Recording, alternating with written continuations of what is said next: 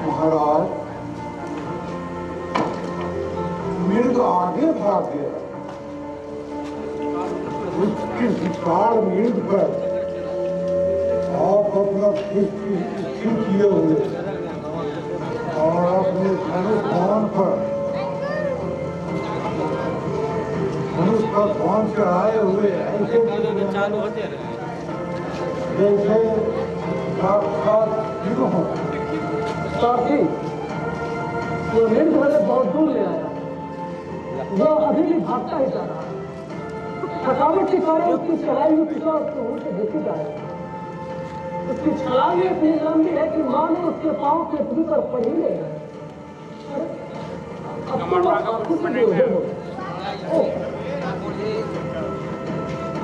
राजन, वो आश्रम का मृग है, उसकी हत्या ना करें। वो आश्रम का मृग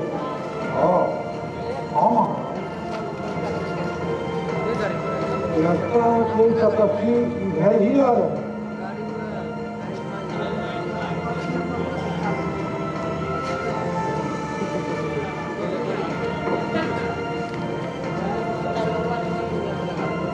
राजन, जिसका पीछा कर रहे हैं वह आश्रम का मृग, उसकी हत्या करना उचित नहीं है।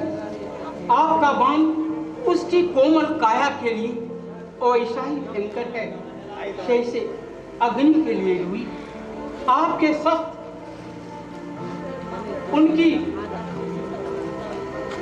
उनकी रक्षा के लिए वैसा ही है जैसे रीह के लिए,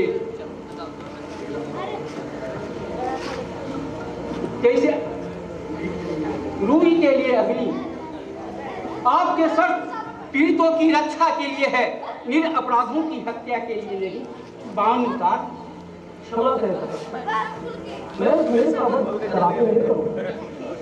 राजन, आपने कुरुवंश में जन्म लिया है, आपको यही शोभा देता है। मेरा आशीर्वाद है कि आपको चक्रवर्ती पुत्र प्राप्त। आपका आशीर्वाद शिरोधार्य है। राजन, पास ही कुलपति कण्व का आश्रम है। आप वहां देखेंगे कि ऋषि लोग निर्विघ्न रूप से सब कार्य कर रहे हैं। आप यह भी देखेंगे कि आपकी भुजाएं कहां कहां पहुंचकर लोगों की रक्षा कर रही है। यदि अन्यथा ना समझें तो अतिथि सत्कार ग्रहण। अच्छी बात है, आप चले, मैं अभी आया। साथी, तुरंत के अश्व को आराम कर, मैं अभी आता।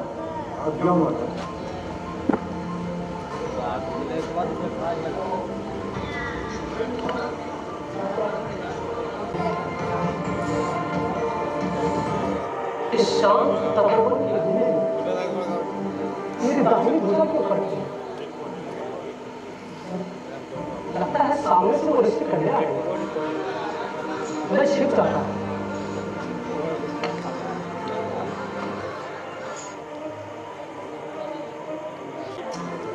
इस घोड़े ने तो मुझे तंग कर रखा है।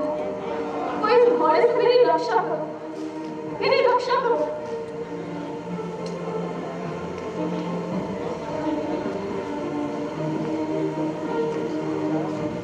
ऋषि कन्या, आप डरे नहीं। जब तक कुरुवंश दुष्यंत जीवित है तब तक आपको कोई डर नहीं। ये ऐसी कोई भारी विपत्ति नहीं, बस इस घोड़े ने तंग कर रखा था। और किसी से आप कुछ डर सी नहीं। वैसे मैं जान सकती हूँ कि आर्य राजवंश के हैं और इस तपोवन में क्यों पधारे हैं? मैं कुरुवंशी राजा दुष्यंत नहीं, राजा दुष्यंत ने मुझे अपने राज्य की धार्मिक क्रियाओं की देखभाल का काम सौंपा। मैं तपोवन में इसलिए आया हूँ कि तपस्वियों के काम में कोई विघ्न तो नहीं उपस्थित कर रहा। क्या मैं जान सकता हूँ कि ऋषि कर्ण तो बाल ब्रह्मचारी है, फिर आप उनकी? मैं कौशिक गोत्र के प्रतापी दासी की कन्या हूँ। बचपन में मेरी माँ मुझे छोड़कर चली गई। तब से ऋषि कर्ण ने मेरा पालन पोषण किया, इसलिए वे मेरे पिता कहलाए। अब तो समझ गया? हाँ समझ गया, लेकिन समझ गए फिर भी लेकिन क्या आप कुछ और जानना चाहते हैं? क्या मैं जान सकता हूँ कि आपकी माँ कौन है? मेनका नाम की अप्सरा। अप्सरा की सावधान! आखिर प्रेमी राजा दुष्यंत पास आ गए हैं। राजा के रथ पे जा हुआ हाथी तपोवन में विघ्न उपस्थित कर रहा है। सावधान! इस हाथी का हाथ सुनकर तो मुझे डर लगता है। अब मुझे जाने की आज्ञा है। आप चिंता न करें, मैं उस उपस्थित विघ्न को दूर करने का प्रयत्न करता हूँ।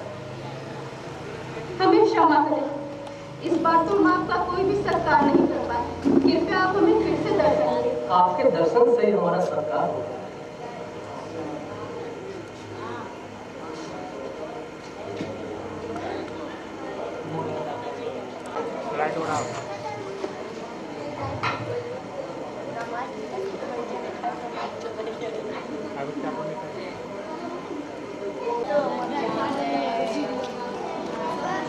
शिकारी राजा दुष्यंत की मित्रता से मन घबरा गया।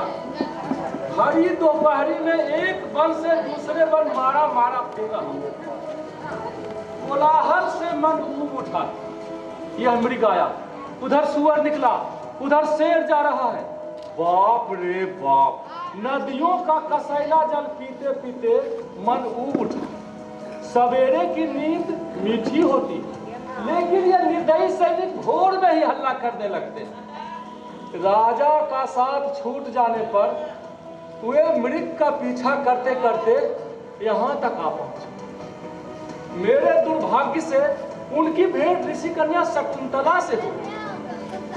अब तो शायद ही वे वापस नगर को लौटे।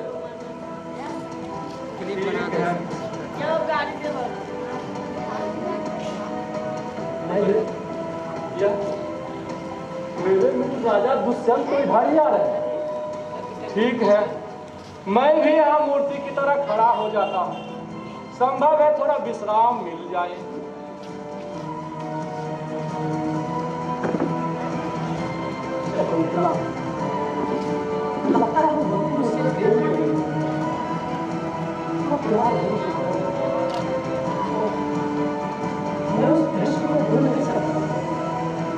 वह अवश्य मुझसे प्रेम करती है।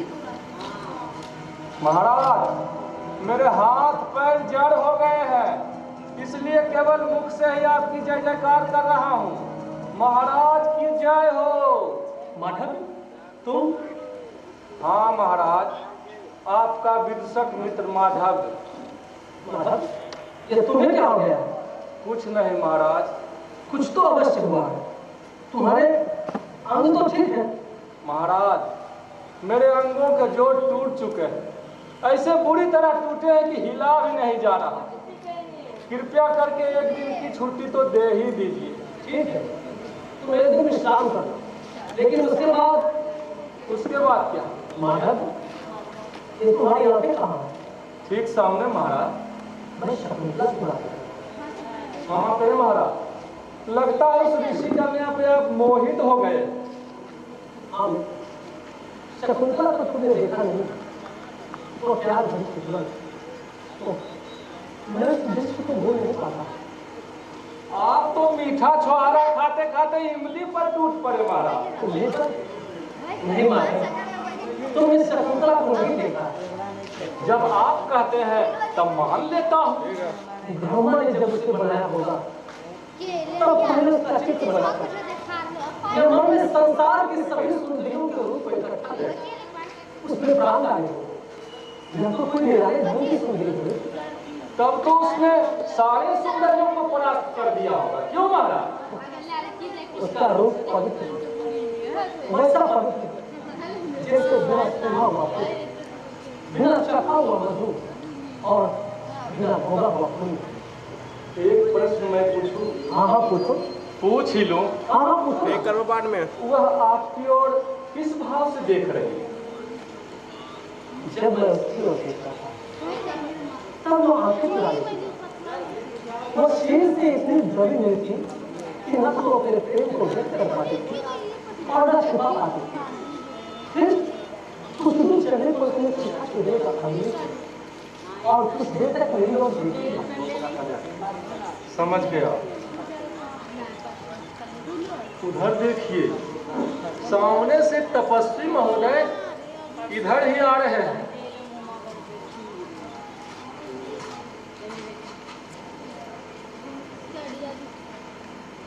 राजन, मैं आश्रम वासियों का एक आवश्यक संदेश लेकर आया हूँ। क्या आज्ञा? आज्ञा नहीं, निवेदन है। कहिए। वे लोग जान गए हैं कि आप यहाँ ठहरे हुए। सही बात। महाराज तुम सुनो। मैं बिल्कुल चुप हूँ महाराज। राजन, महर्षि कनु ऋषि के अनुपस्थित होने से राक्षस लोग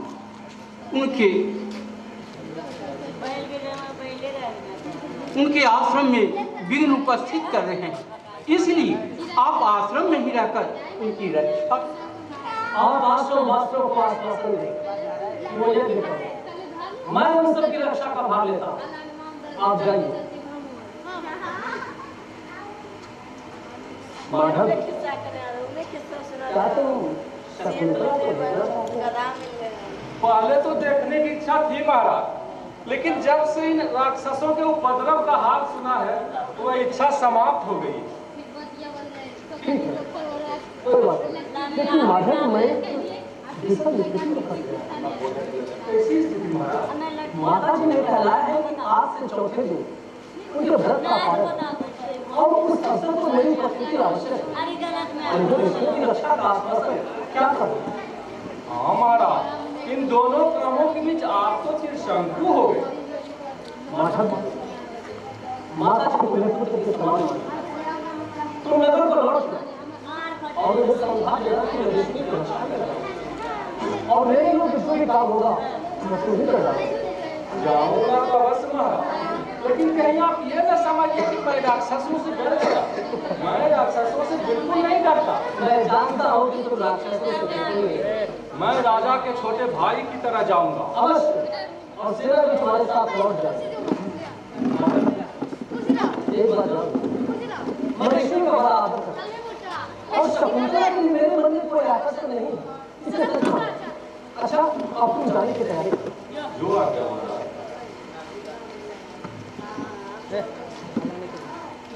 यह ब्राह्मण बड़ा वाचाल है। कहीं निवास में जाकर ये सभी को यह बात न कह डाले। इसी से ये सब कुछ कहना। अब चलो आश्रम की ओर।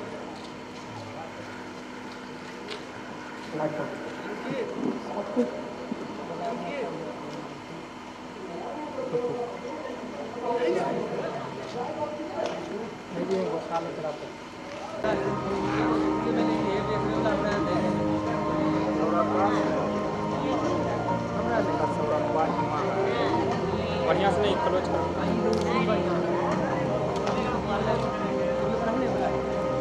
बनाए क्या?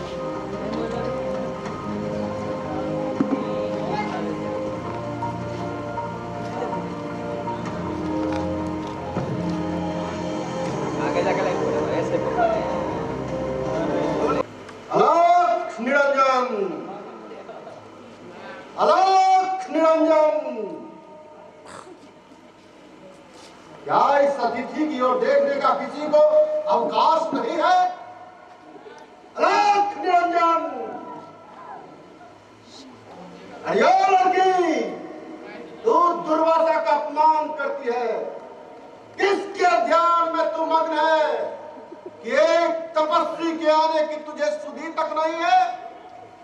जिसके ध्यान में तू मग्न है वह तुझे भूल जाएगा। यह दुर्वासा का शाप है।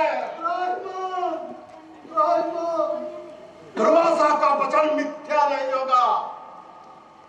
फिर भी यदि वह लड़की अपने प्रेमी को कोई पहचान का हुस्न दिखा देगी तो इसका साथ छूट जाएगा।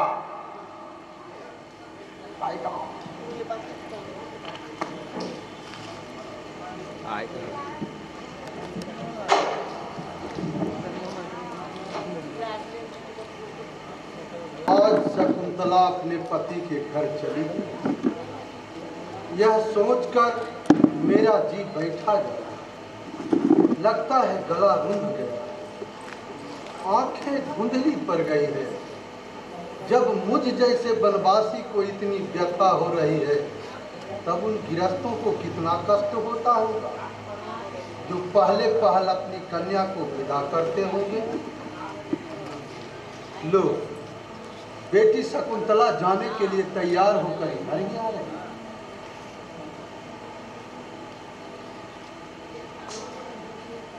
शकुंतला, आज तुम्हें इस रूप में देखकर मैं फूला नहीं समाता।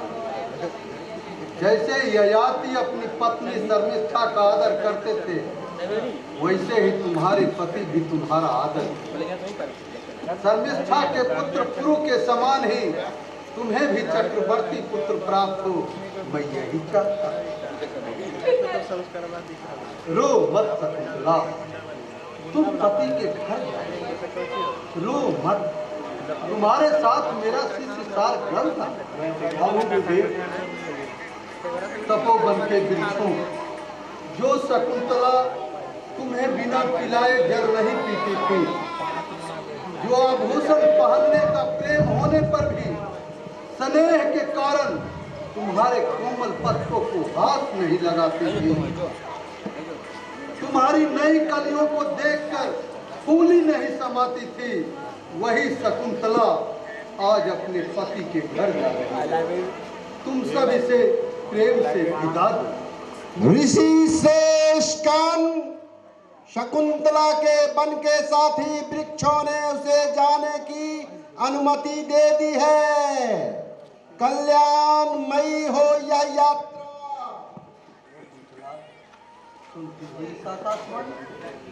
हाँ पिताजी, ये आशीर्वाद के वचन मैं इन्हें प्रणाम करती हूँ।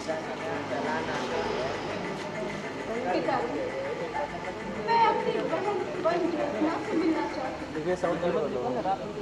मैं जानता हूँ तुम मुझसे सगी बहन की तरह प्रेम उससे अवश्य मिलो। प्यारी बन ज्योत्सना, मैं तुमसे बहुत दूर जा रही हूँ, मुझे क्षमा करें। शकुंतला, मैंने तुम्हारे लिए जैसे पति का संकल्प किया, तुमने अपने पुण्य प्रभाव से वैसा ही इन वन ज्योत्सना को भी वृक्ष का सहारा मिला। अब मैं तुम दोनों की चिंता एक और निवेदन। बताओ। मेरी प्यारी बिजली गर्भवती है। जब उसे बच्चा हो जाए तो यह मधुर समाचार किसी के द्वारा मुझ तक पहुंचा दीजिए। तुम्हारा यह निवेदन हम नहीं भूलेंगे। आपको स्मरण है, एक हिरनी बच्चे को जन्म देते ही मर गई। मैंने उस बच्चे को पाल पोस कर बड़ा किया। मेरी अनुपस्थिति में आप उसकी देखभाल करेंगे। मुझे याद है बेटी, कांटे से खिले हुए मुंह को तेल लगा लगा कर अच्छा किया। तुम उसी दुलारे हिरनी के बच्चे के बारे में कह रहे हो। हाँ पिताजी, मैं स्वयं उसकी देखभाल करूंगा, तुम चिंता न करो। शार्ंगधर, शकुंतला को राजा दुष्यंत के हाथ सौंपते हुए निवेदन करना कि राजन, हम लोग सीधे साधे संयमी तपस्वी हैं, आप ऊंचे कुल के राजा हैं। इन सब बातों का ध्यान करके आप कम से कम दूसरी रानियों की तरह शकुंतला का आदर अवश्य कीजिए। मैं समझ गया गुरुदेव। शकुंतले, तुम पति के घर जाओ, कुछ बातें समझ वैसा ही कर। बताइए पिताजी। पति के घर पहुंचकर वहां सब बड़े बूढ़ों की सेवा कर, अन्य रानियों से सखियों जैसा प्रेम रखे। पति निरादर भी करें तो क्रोध न करना। दास दासियों से स्नेह रखना। और हाँ, अपने सौभाग्य पर घमंड मत करना। जो स्त्रियां अपने पति के घर में इस प्रकार चलती हैं, वे ही सच्ची गृहिणी होती हैं। और जो इसके विपरीत चलती हैं, वे अपने कुल के लिए व्याधि होती हैं। आपके वचन अमूल्य है पिताजी, मैं इन्हें कभी नहीं भूलूंगी। शकुंतला, मैंने तुम्हारे लिए जो जो चाहता वह सब कुछ तुम्हें उपलब्ध हो, यह मेरा आशीर्वाद। गुरुदेव, विदा की घड़ी बीतती जा रही है।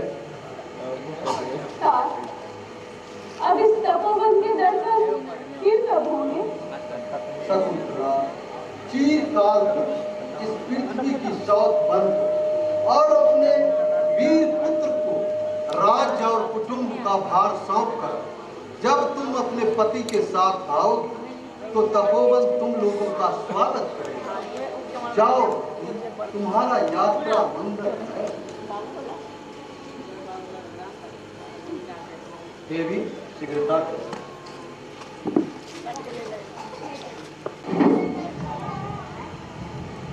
महाराज की जय हो। तपोवन से एक तपस्वी कर्ण ऋषि का संदेश लेकर आए हैं। जो आ गया। ऋषि कर्ण ने हमारा बहुत अच्छा दोस्त है। क्या वैसे तपस्या में कोई भेद प्रस्तुत कर रहा है या कहीं कोई और जंतु को नहीं देख पा रहा है? यह पापों के कारण वहाँ की लताएं सूख तो नहीं रही, ठीक से समझ नहीं पा रही। दुष्यंत का परिणाम स्वीकार करें तपस्वी। कल्याण हो राजन, मेरा नाम सारगर्भ है, मुझे कर्ण ऋषि ने भेजा।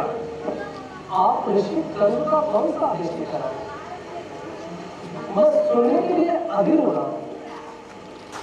क्या कोई उनकी तपस्या में विघ्न उपस्थित कर रहा है? नहीं राजन, जहाँ आप जैसे राजा पृथ्वी की रक्षा कर रहे हो, वहाँ धर्म कार्यों में भला कौन भी डाल सकता है? ऋषि कर्म कुशल तो है। बताता हूँ महाराज। और क्या आज्ञा हो? और अब घुटन में लिखती हुई ये नारी कौन है? बताता हूँ महाराज, हमारे गुरुदेव सकुशल हैं। उन्होंने कहलाया है कि आपने उनकी कन्या से गंधर्व विवाह किया है। क्या मैंने गंधर्व विवाह किया? हाँ महाराज, पूरी बात सुन ले। इस विवाह की स्वीकृति उन्होंने दे दी है। उनका कहना है कि आदरणीय व्यक्तियों में आप प्रधान हैं। राजन, सामने शकुंतला खड़ी है, इसे आप स्वीकार करें। तपस्वी शास्त्र, आप यह क्या कह रहे हैं? मैं कुछ समझ नहीं पा रहा। महाराज, आप लोकाचार को जानते हैं। जो सुहागिनी स्त्री अपने पिता के घर लंबी अवधि तक रहती है, लोग उनके संबंध में उल्टी सीधी बातें उड़ाते रहते हैं। इन सब बातों को ध्यान में रखकर आप हमारे आने को अन्यथा ना माने, शकुंतला को शरण दें। तपस्वी शास्त्र, मैंने इस नारी से विवाह किया है, ऐसा मुझे स्मरण नहीं हो रहा है। क्या क्या इस देवी से मेरा विवाह हो चुका है? महाराज, आपका प्रश्न तो पहले से भरा है। क्यों? क्योंकि शकुंतला से तपोवन में हमारे गुरुदेव की अनुपस्थिति में आपने गंधर्व विवाह किया है। और क्या? और आप पिता का गौरव प्राप्त करने वाले हैं। मैं पागल नहीं हूं तपस्वी कि अपनी विवाहिता पत्नी को भूल जाओ। बहन शकुंतले, कदाचित महाराज की स्मरण शक्ति धोखा दे रही है। लाज संकोच छोड़कर तू अपना घूंघट उठा दे, ताकि तुम्हारे पति तुम्हें पहचान सके। यदि तुम्हें संकोच है तो यह भाई तेरा घूंघट हटाता है। राजन, यह मेरी बहन शकुंतला है। कन्या ऋषि की कन्या, अब तो पहचान सके। तपस्वी साधक, मैंने इस नारी से विवाह किया है ऐसा मुझे स्मरण नहीं हो रहा। क्या क्या आप शकुंतला को पहचानते तक नहीं? नहीं तपस्वी, यह प्रवंचना, यह झूठ है। नहीं, यह सच है।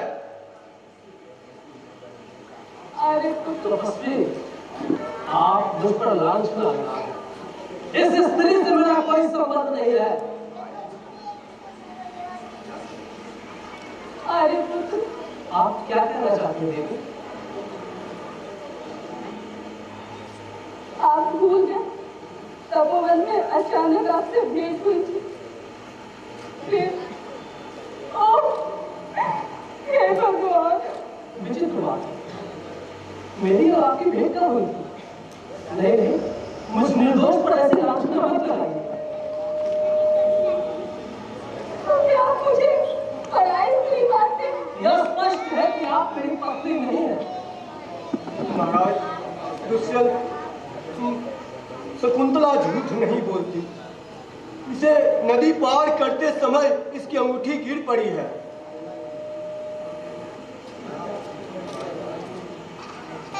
अरे पुत्र, याद करें तपोवन की उस वृक्ष को जो आपके हाथ से जल ग्रहण नहीं कर रहा था। क्या भाषण बंद कीजिए देवी। मैं इतना पतित नहीं हूँ कि अपनी विवाह का पत्नी को भूल जाऊं।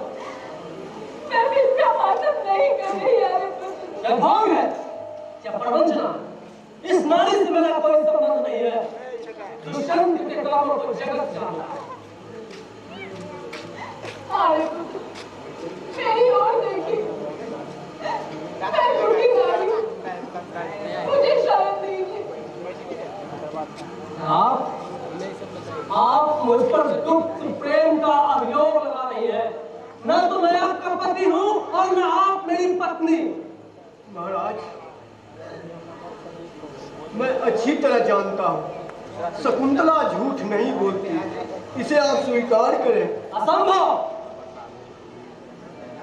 मैं नहीं जानता था कि पुरुवंशी राजा दुष्यंत इतने पतित हैं कि अपनी विवाहिता निर्दोष पत्नी को इतनी सरलता से भूल जाएंगे।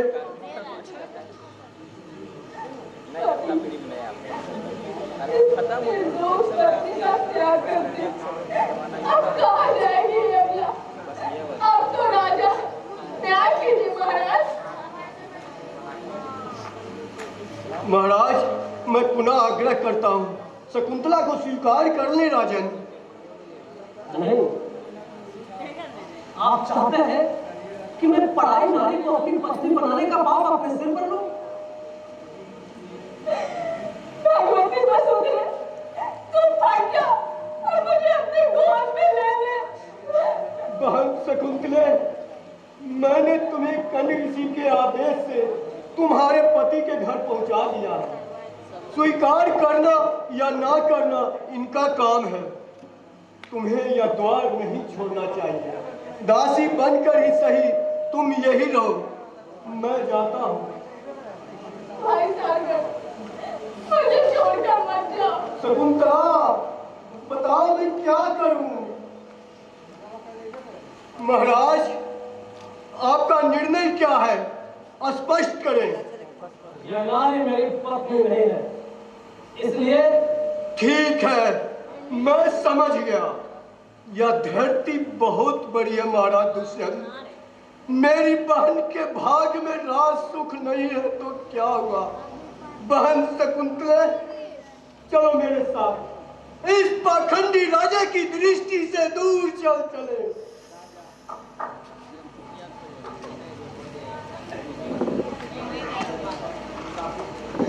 बड़े आश्चर्य की बात है। उसके भाव, उसके वस्तु पवित्रता के साक्षी है।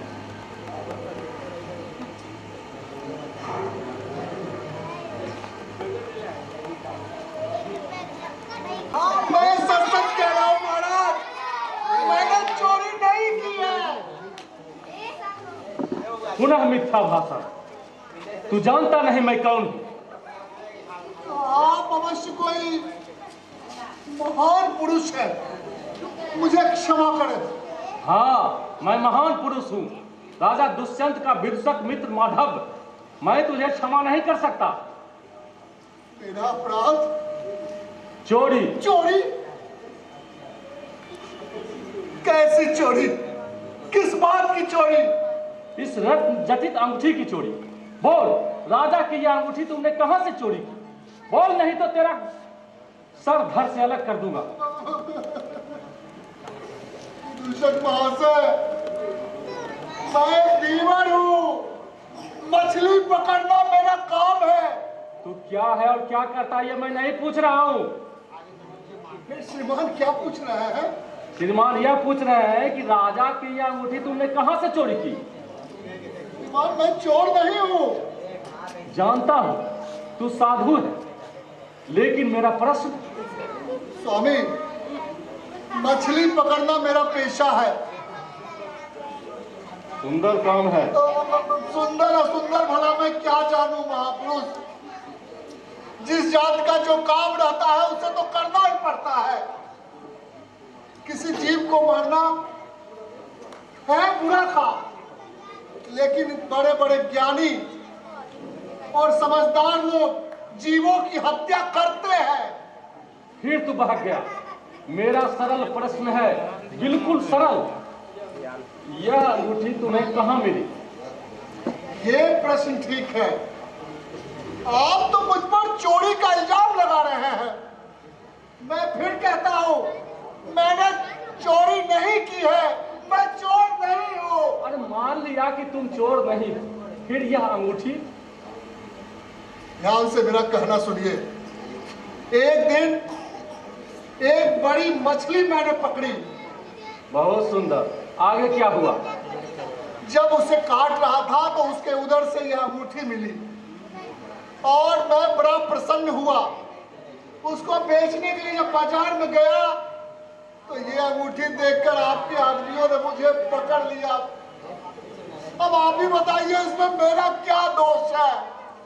सुनो धीवर, मुझे संदेह है कि यह राजा दुष्यंत की अंगूठी है, क्योंकि इन पर उनका नाम मुद्रित है। महाराज, ये नाम तो ही मेरी चाल के लिए विपत्ति बन गया है। मेरा निवेदन है, आप इस अंगूठी को ले ले और मेरी जान बख्श दे। मैं बाल बच्चेदार आदमी हूँ। सुनो धीवर, मैं यह अंगूठी राजा दुष्यंत को दिखाता हूँ। वे जैसा आदेश देंगे मैं वैसा करूंगा। तुम यहीं ठहरो, मैं अभी आता हूँ। और सुनो, भागने की चेष्टा मत करना, अन्यथा राजा के सैनिक तुझे फिर से पकड़ लेंगे और तेरा सिर काट दिया जाएगा। श्रीमान, मेरे सिर पर दया कीजिए श्रीमान, मैं भागूंगा नहीं। आपके आने तक यही इंतजार करूंगा। बुरी तरह फंस गया हूं मैं। न रहने में कुशल है, न भागने में, और चोरी मैंने की नहीं है। लेकिन ये महापुरुष मुझे चोर बता रहे हैं। भाग चलो, लेकिन कहीं किसी ने देख लिया और अपने स्थान पर नहीं रहूंगा तो सिर अपने स्थान पर नहीं मिलेगा। भारी चक्कर है। भगवान रक्षा करो, प्रभु रक्षा करो। अरे तू अभी तक यहीं है? श्रीमान, आपके आदेश का पालन कर रहा हूँ श्रीमान। धीवर, राजा अंगूठी देखते ही। राजा अंगूठी देखते ही क्या हुआ श्रीमान? वे चिंतित हो गए। चिंतित हो गए? फिर उन्होंने आदेश दिया कि बस कीजिए श्रीमान, बस कीजिए।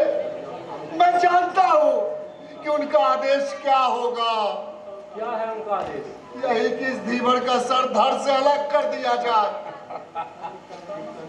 ठीक कह रहा हूँ श्रीमान? अरे तू मूर्ख है। इसमें क्या शक है? बता मेरी ये दशा क्यों होती? अरे मूर्ख, राजा ने तेरे लिए धन देने का आदेश दिया है। और राजा ने धन देने का आदेश दिया है? हाँ, चल मेरे साथ, तुझे धन दिला दूं। प्राण बचे प्रभु। श्रीमान, जान पड़ता है ये अंगूठी राजा दुष्यंत की है और वो इस अंगूठी को बहुत चाहते हैं। क्या श्रीमान, मैं ठीक कह रहा हूँ? हाँ, चल मेरे साथ। मैं बहुत प्रसन्न हूँ श्रीमान, आप बड़े दयावान हैं। आपने मेरे प्राण की रक्षा की है। आधा धन मैं आपको दे दो। बहस मत कर, चल मेरे साथ। चलता हूँ श्रीमान, चलता हूँ।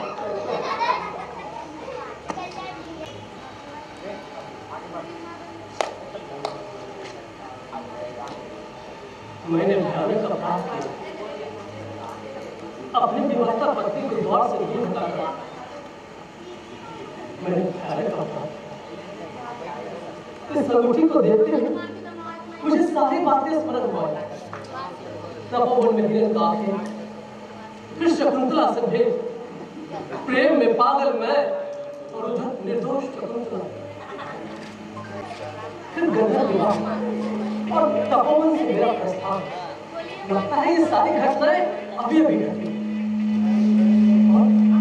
और इधर शकुंतला का रोता हुआ चेहरा, बार बार निवेदन और पाषाण हृदय में। किसी ने कहा कि जब वह द्वार से बाहर गई, दिव्य ज्योति आई और उसे अपने साथ लेकर चली गई। मेनका अप्सरा की पुत्री शकुंतला अवश्य ही अप्सरा के लोक में चली गई। वियोग और व्यथा की आग में मैं दग्ध हो रहा हूँ। महाराज कदाचित चिंतित, क्या कारण है? हाँ, मैं शकुंतला के लिए चिंतित। यह अंगूठी मैंने उसे ही दी। पता नहीं उसके अंगुली से यह अंगूठी कैसे गिर पड़ी और मैं ये सब कुछ कैसे भूल गया। मैंने शकुंतला को पहचान तक नहीं पाया। माधव, आपका मन अशांत, आप चलकर प्रमोद वन में मन बहलाए, जहां न जाड़े की ठंडक है न गर्मी की तपन। शकुंतला की मैं सारी बातें तुम्हें बता चुका हूं माधव। लेकिन तपोवन में आपने मुझसे यह भी कहा था कि उस ऋषि कन्या के लिए आपके मन में कोई आकर्षण नहीं। कहा था, तुम्हें बुढ़ापे में डालने के लिए कहा था। जो होना रहता है वह होकर रहता है महाराज। जिस समय मैंने शकुंतला को अपनी राजधानी से लौटाया, उस समय की उसकी दशा को मैं भूल नहीं पाता।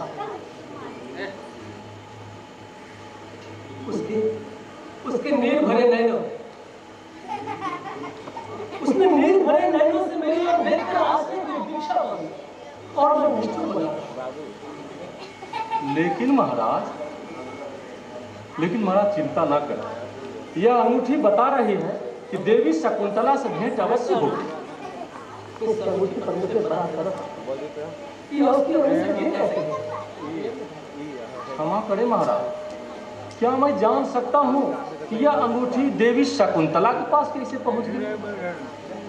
जिस समय मैं बंद कर अपनी राजधानी लौटा, उस समय शकुंतला ने दुख भरे में पूछा था कि फिर आप तो भेंट करोगे। तब उसकी अंगुली में यह अंगूठी पहनाते हुए मैंने कहा था कि इस अंगूठी पर लिखे हुए मेरे नाम के अक्षरों को पकड़ लीजिए। जिस दिन सारे अक्षर गिरोगे, उस दिन रनिवास का कोई सेवक आकर तुम्हें यहाँ से ले जाए। फिर क्या? फिर वही हुआ जो नहीं होना चाहिए। अर्थात मैं यहाँ आकर सब कुछ भूल गया। फिर यह अंगूठी मछली के उदर में कैसे चली गई? यह बात मेरी मोटी बुद्धि में समझ नहीं आ रहा महाराज। जब शकुंतला गंगा पार हो गई, तब उसकी अंगुली से यह अंगूठी गिरी।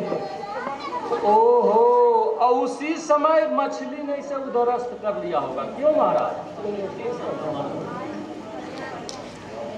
अब आप विश्राम करें। अब विश्राम कहाँ? मेरे कुल को चलाने वाले मेरी पत्नी तो नहीं, मेरे पिता अलग चिंता में हो गए कि मेरी मृत्यु के बाद उनका तर्पण कौन करेगा। मेरे कुल को चलाने वाले मेरी पत्नी तो चली गई। देवराज इंद्र के सारथी मातली हस्तिनापुर सम्राट के दर्शन करना चाहते हैं।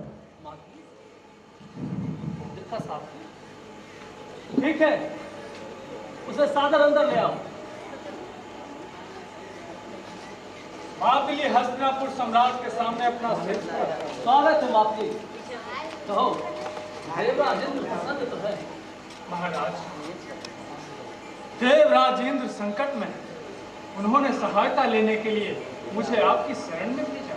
मेरे मित्र पर कौन सा संकट है मातली? काल नेमी के वंशज दानवों का एक दल उनसे बराबर युद्ध कर रहा है। वह दल उनसे परास्त नहीं हो रहा। हाँ, एक बार महर्षि नारद ने मुझसे भी कहा था। आपके मित्र राक्षसों से परेशान हैं। उन राक्षसों का दमन आप ही कर सकते हैं, इसलिए आप शीघ्र चलने की कृपा करें।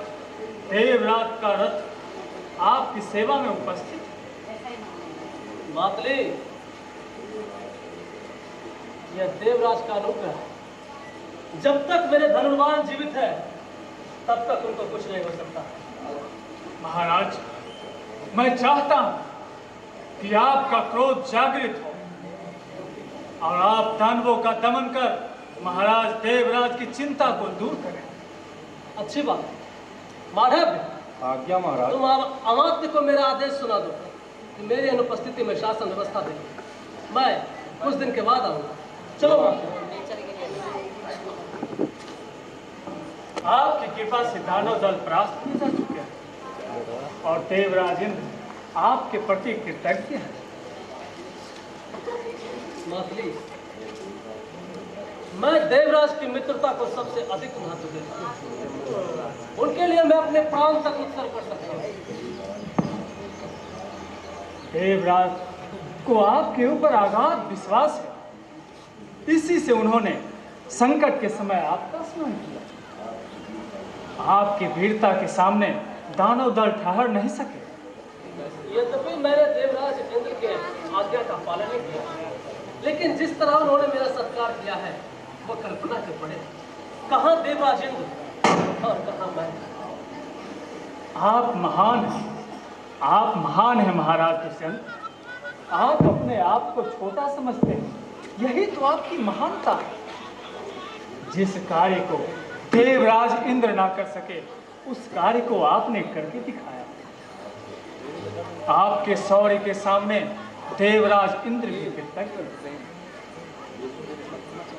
वे तो समझते हैं कदाचित आपके योग्य आपका सत्कार हो ही नहीं पाया।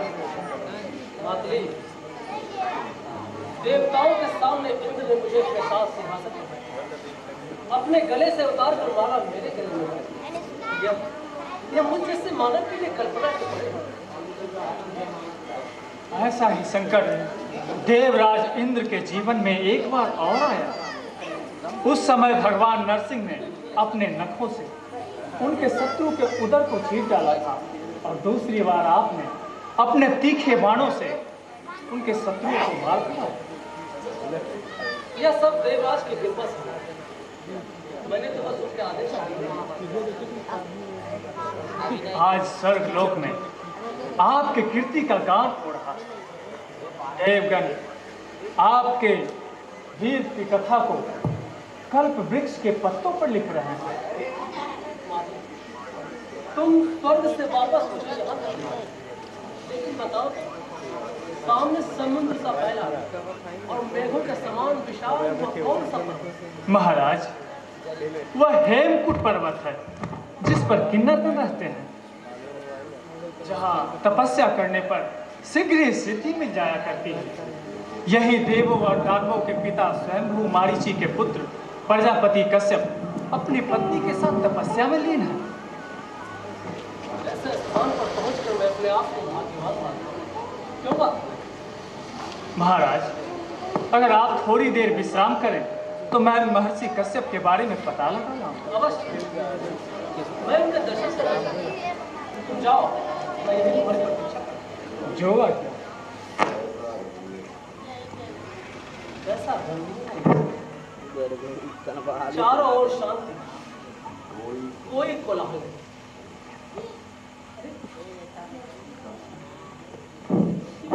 दाहिनी भुजा क्यों फर्क है? ये कैसा शब्द है? सर्वदमन, छोड़ दे सिंह के बच्चे को। नहीं छोड़ूंगा। यदि सिंहनी देखेगी तो तुझ पे झपट पड़ेगी। मैं सिंहनी से नहीं डरता। कौन है वो बालक जो सिंह के बच्चे के साथ खेल रहा है? अब तो वो सिंह के बच्चे के दांत भी गिन रहा है। आश्चर्य, कौन है वो निर्भीक बालक? वो तो सर्वदमन, तू बड़ा नटखट है। तू अकारण इन पशुओं को सताया करता है। मैं तो सिंह के बच्चे के साथ बस खेल रहा था। यदि सिंहनी देख लेगी तो तुझ पर झपट पड़ेगी। देख ले तो देख ले, मैं किसी से नहीं डरता।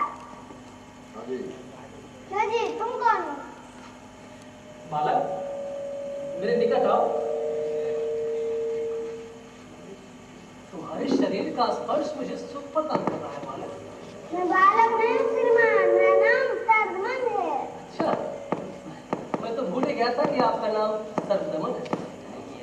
श्रीमान, यह बड़ा नटखट है, इसीलिए ऋषियों ने उनका नाम सर्वदमन रखा है। यह किसका पुत्र है ऋषि कुमार? यह कुरुवंश का राजकुमार है श्रीमान। हाँ जी, मैं राजकुमार हूँ, जंगल का राजकुमार। अब तो समझ गए ना आप? हाँ, समझ गया। श्रीमान, इसकी माँ किसी अप्सरा की कन्या है। इसका जन्म किन्हीं मुनि के आश्रम में हुआ है। अरे अरे अरे, मणिबंध कहाँ खो गया? अरे श्रीमान, उसे मत उठाइए। क्यों जी, क्या बात? बात यह है कि क्या बात बताओ? बात यह है कि ऋषि ने इसके बचपन में यह जड़ इसके हाथ में बांधे थे और कहा था यदि पृथ्वी पर गिर पड़े तो इसके माता पिता छोड़कर कोई अन्य व्यक्ति ना उठाए। और कोई दूसरा व्यक्ति उठा ले तो? यह जड़ी उसे सांप बनकर उसे डस लेगी। क्या ऐसा किसी ने देखा भी? बहुत बार। लेकिन मैं तो इसे आसानी से उठा लिया। क्या मैं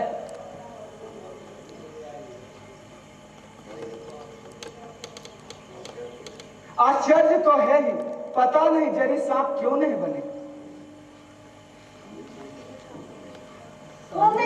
सामने से वो तपस्विनी कौन आ रही है? वो मेरी माँ है।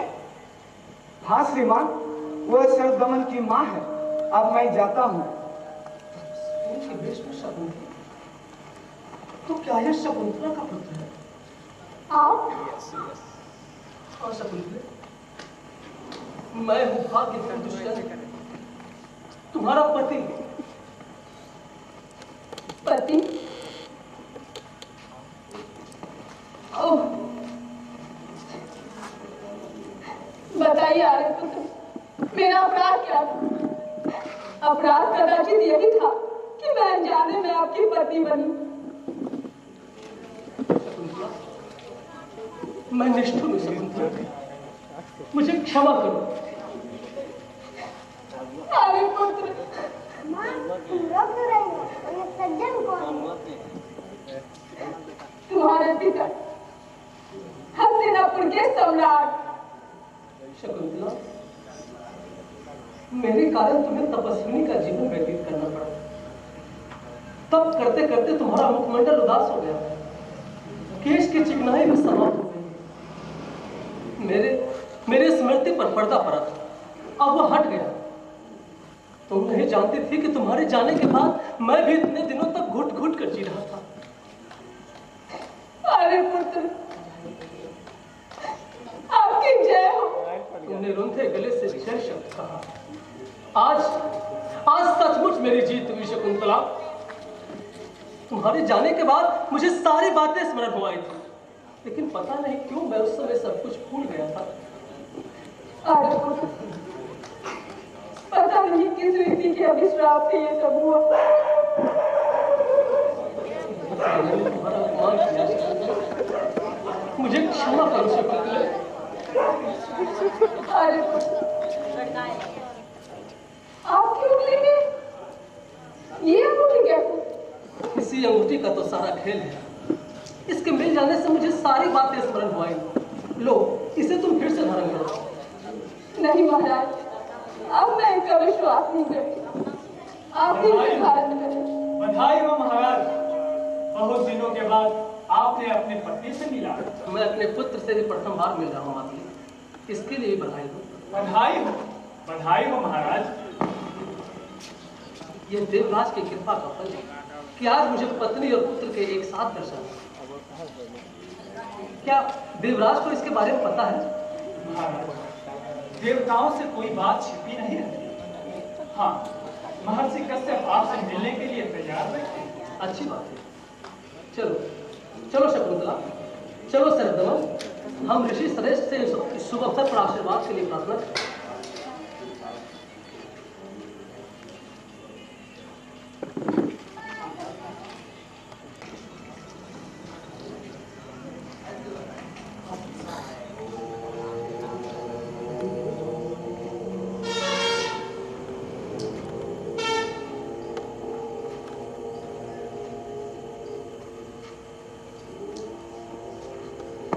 श्रेष्ठ दुष्यंत का प्रणाम स्वीकार है।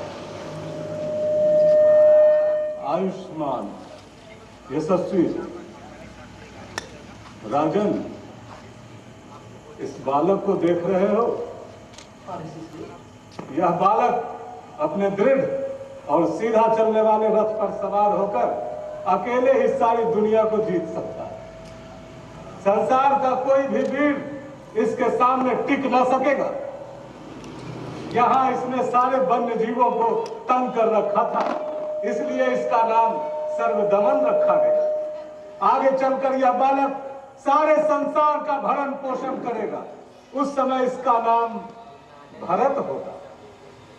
ऋषि श्रेष्ठ, जिस बालक के संस्कार आपके द्वारा किया गया हो, उसे तो सर्वगुण संपन्न होना ही चाहिए।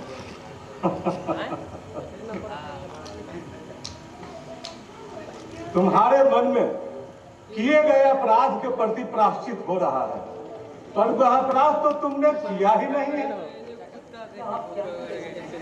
मैं ठीक कह रहा हूं, तुम नहीं जानते, शकुंतला भी नहीं जानती। यह सब ऋषि दुर्वासा के शाप के कारण हो रहा है। अनजाने में एक बार शकुंतला ने उनका अपमान कर दिया था। बाद में उन्होंने यह भी कहा था कि यदि दुष्यंत अपने किसी दिए हुए आभूषण को देख ले तो उसे सारी बातें स्मरण हो आएगी। और आज जब तुम अंगूठी देखे तो तुम्हें सारी बातें स्मरण हो आई।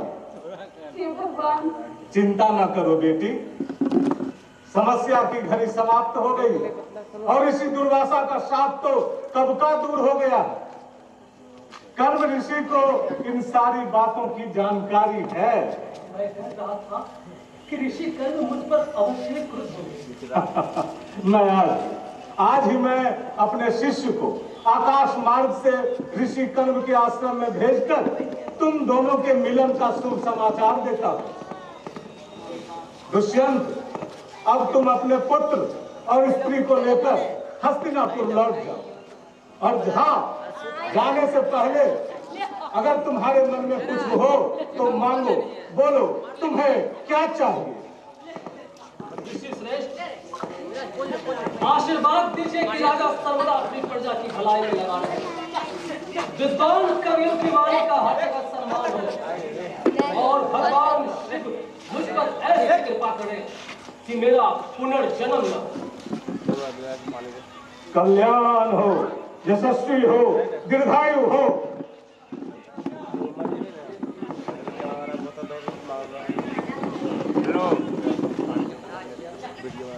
ये थी नाट्य प्रस्तुति पुण्यार्क कला निकेतन की। डॉक्टर चतुर्भुज लिखित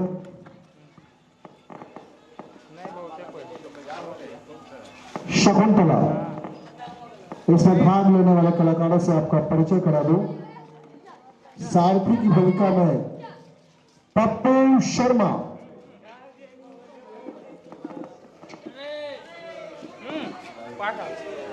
बराबर कर बराबर। माधव दिनेश कुमार,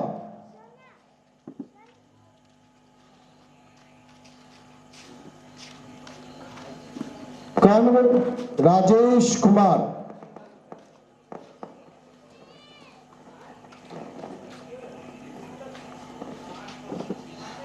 दुर्वासा अभिषेक आनंद, शारग्रभ प्रमोद कुमार, वैखानस अशोक कुमार, मातली श्रीराम कुमार, सर्वदमन अनिकेत कुमार, ऋषि कुमार, शन्नु कुमार,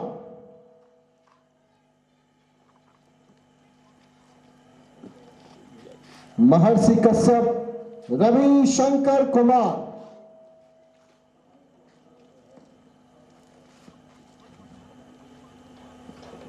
लाइट अभिषेक आनंद,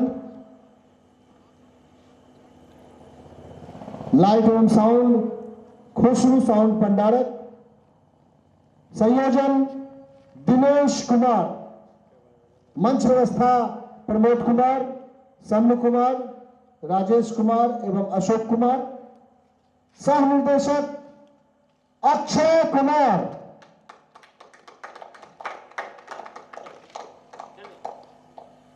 नाट्योत्सव के प्रथम दिन आपने देखा शकुंतला। कल संध्या 7 बजे भिखारी ठाकुर की अमर कृति बेटी वियोग, ठीक संध्या 7 बजे।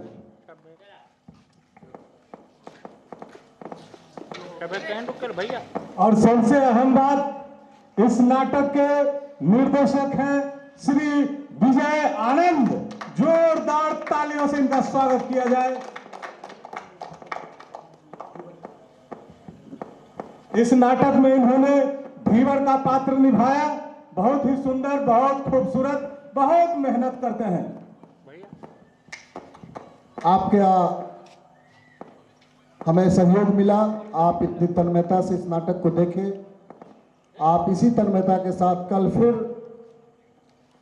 भोजपुरी के शेक्सपियर कहे जाने वाले भिखारी ठाकुर की अमर कृति बेटी वियोग के साथ उपस्थित होंगे। शुभ रात्रि।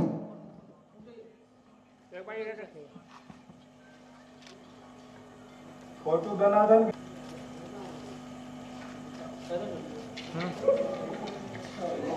चलो।